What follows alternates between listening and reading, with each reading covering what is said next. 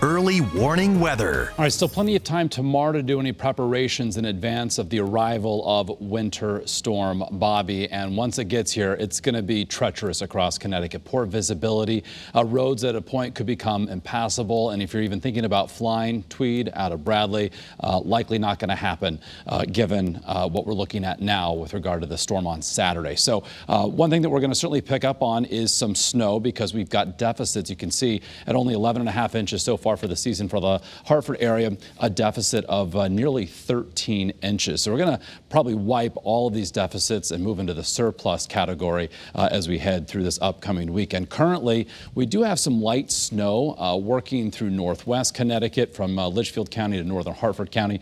And this is in association with a cold front that's going to be moving through. We're going to have an ongoing chance for some spotty snow showers tonight, throughout the day tomorrow, totally unrelated from Winter Storm Bobby. So our view from Waterbury, pretty quiet, just perhaps a little flurry activity moving through the Brass City. Dry 33 currently in New London.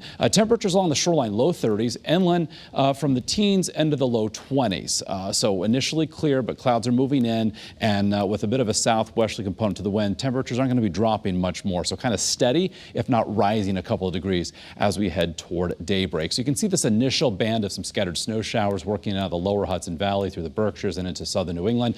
More snow showers off to our west, again with this cold front that will be making its way through the region as we close out the week tomorrow. So from Winter Storm Bobby, we're talking about heavy snow, snowfall rates 1 to 2 inches an hour, perhaps even greater than that, especially throughout portions of eastern Connecticut. The wind is going to be up, so blowing and drifting of snow. The wind could also, of course, lead to power outages. And then coastal flooding, not a huge concern given the wind direction with the time of the upcoming high tide cycles, more for the north shore of Long Island as well as for eastern facing shorelines of Massachusetts. So we may get spared on that front with regard to this particular storm system. So here is one model run, fairly consistent. The European has been with keeping the storm center far enough to the southeast that, of course, we're going to see all snow here in Connecticut, but a jog just to the west brings now some of the heaviest of the snow here, perhaps into eastern portions of Connecticut.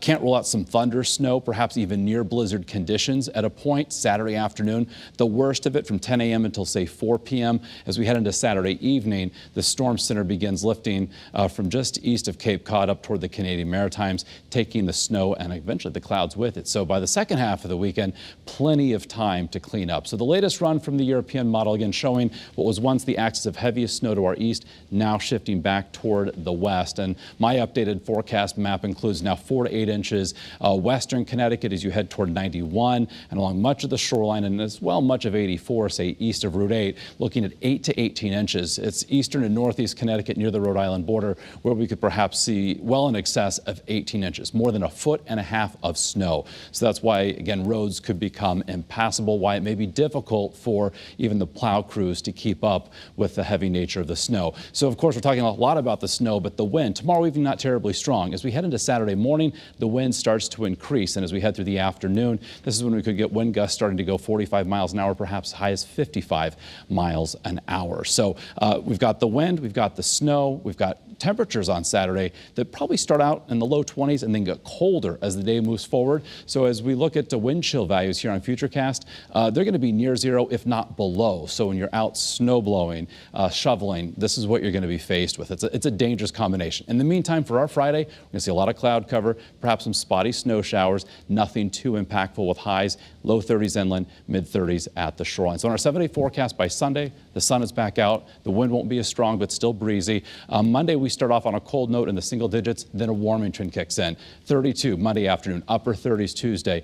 Wednesday, mid-40s. By Thursday of next week, we're heading to near 50 with a chance for some rain. Shoreline highs this weekend, lower 20s Saturday, and then mid-20s by Sunday. Up to 50 next week. It really is wild, Mark. Big swing.